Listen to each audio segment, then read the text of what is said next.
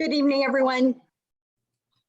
Thank you for joining us for tonight's special board meeting.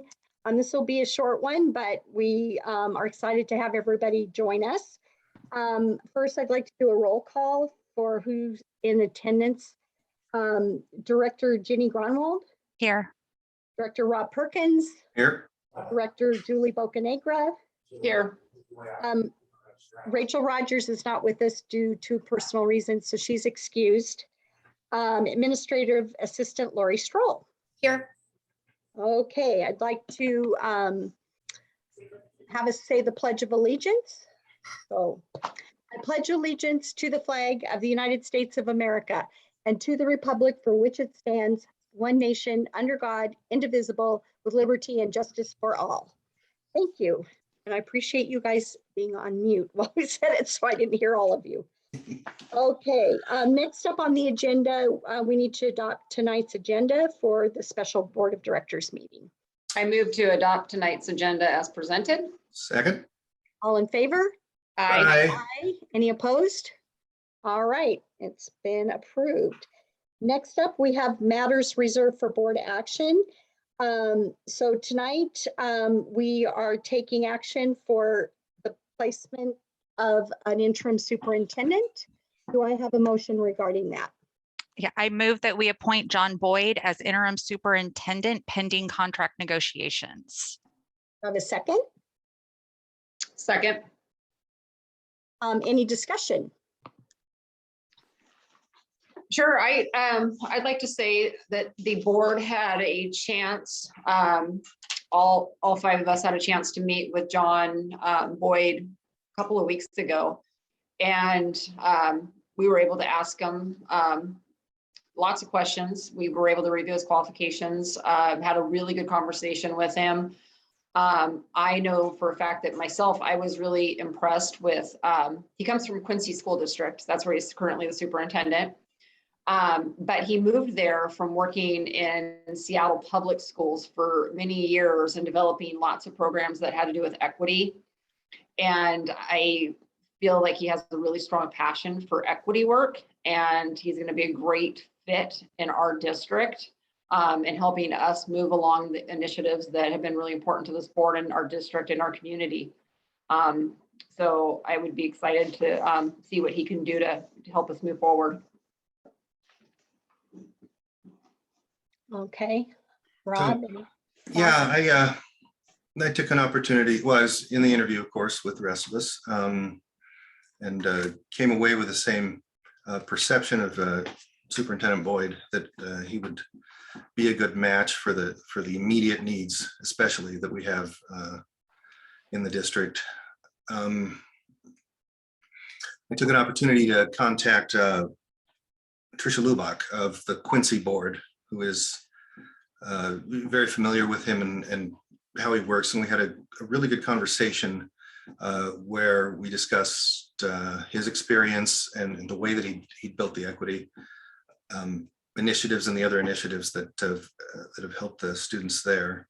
It's a small district, but she and I also talked about his experience with Highline in Seattle and how he translated those large district experiences into a tailored way to reach families and students who were pretty much on the fringe.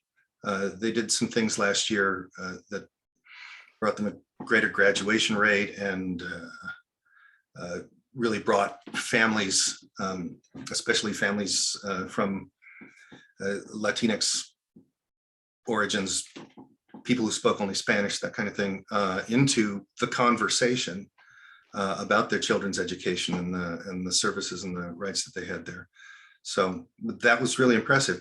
I also had a conversation directly with him about our policies and our model of governance, and he seems very optimistic about using our governance model to delineate roles and to make sure that the public can see how the district is operating and what it is that the community expects. And he's looking forward to that piece. As for process, I've realized that we're in a hurry in a little bit because of the great need to have superintendent leadership in this district. I really, I don't want to say anything negative about the man because I'm very impressed. But I had hoped that others would come along and apply. I had hoped for a little bit of deliberation and a little more public facing news about what we were thinking about. And while I recognize that urgent need to finish this appointment, and again, how impressed I am with Mr. Boyd, I'm hoping that when we go for the full superintendency, that there's this bigger public involvement in process. The way I've seen some surrounding districts do, and the way I knew we did for a couple of superintendents ago. Feeling optimistic about that if that's our plan. Well, I think that will be our plan. I think it should be very clear though to the public and to staff that in bringing this type of candidate as an interim versus an interim that's a retired superintendent who's just coming to kind of manage things, he's coming in with great experience and with the potential to be the permanent superintendent if we so choose down the line and go through a different process. And we did have 2 other candidates that put their names forward, but they did not meet what our standards were going to be for what we need to do right now.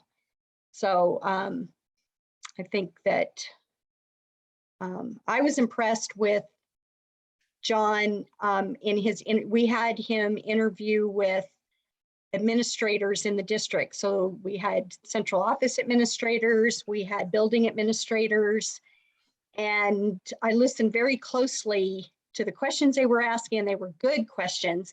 And then also to his replies, and then met with them all together afterwards and asked if there were any red flags or just feelings about him in any way. And to a person, they really, really liked him and they admired his background in education and his, he's got kind of a steady, calm demeanor that they felt really good about, but yet very solid and ready to be decisive if he needed to be decisive on things. So that was reassuring to hear from them in that way.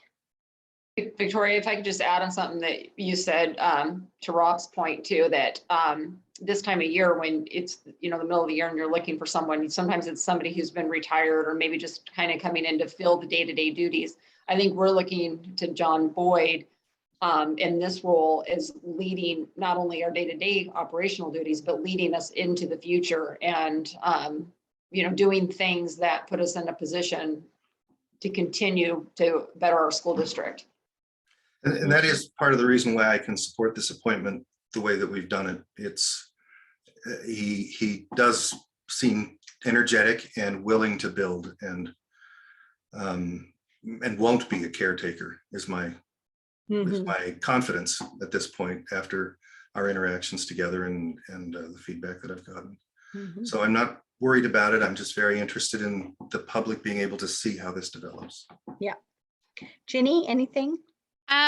Just that I, completely agree with everything everybody said. I enjoyed the interview with him. He does have a very calming demeanor, and I am looking forward to that coming and kind of bringing the calm, hopefully, into our district. As well, just extremely impressed with just his equity work that he's done in Quincy and his commitment to equity work and bringing that drive and that passion into our district, just to kind of step in and continue the work we already are doing and to just keep it going.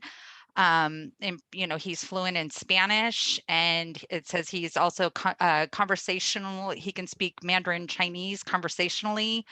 So bringing that into our schools and having him be, bilingual and just to be able to reach out to our families in certain ways that I don't know that we've had for a while. So I appreciate that as well.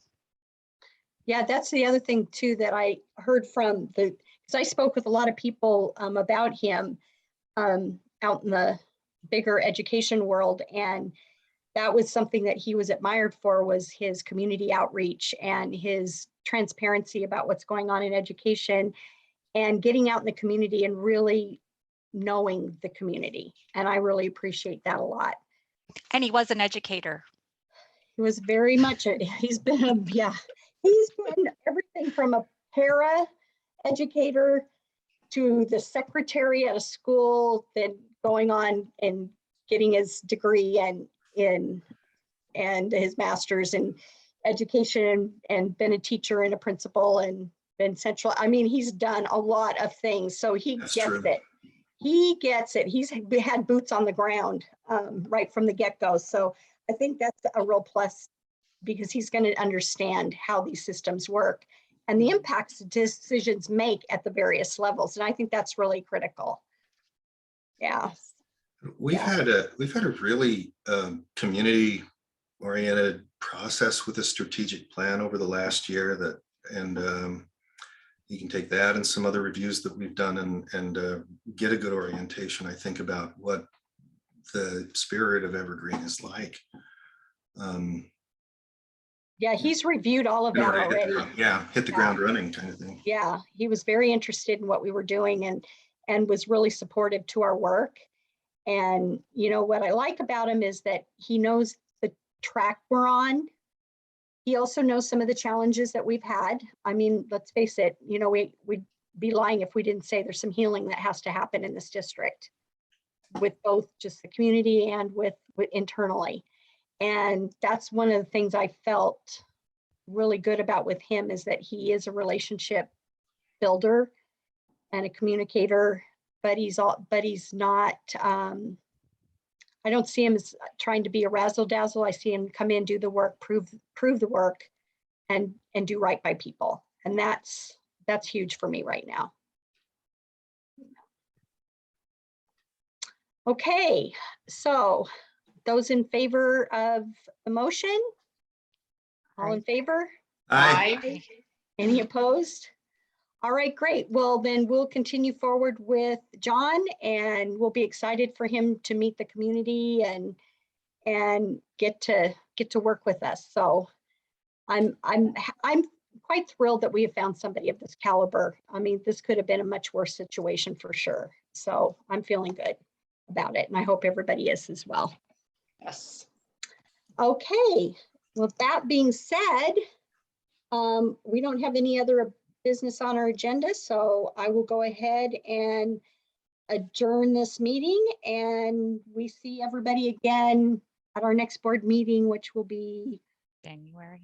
Is it the 11th, Lori? Yeah, Yes. Okay, that's what I thought. So that'll be great. I'm hoping everybody's been having a wonderful holiday and we'll see you when school starts next week. Thank Happy you New so Year. much. Thank you. Thank you. All right. Bye. Okay, bye-bye. Bye.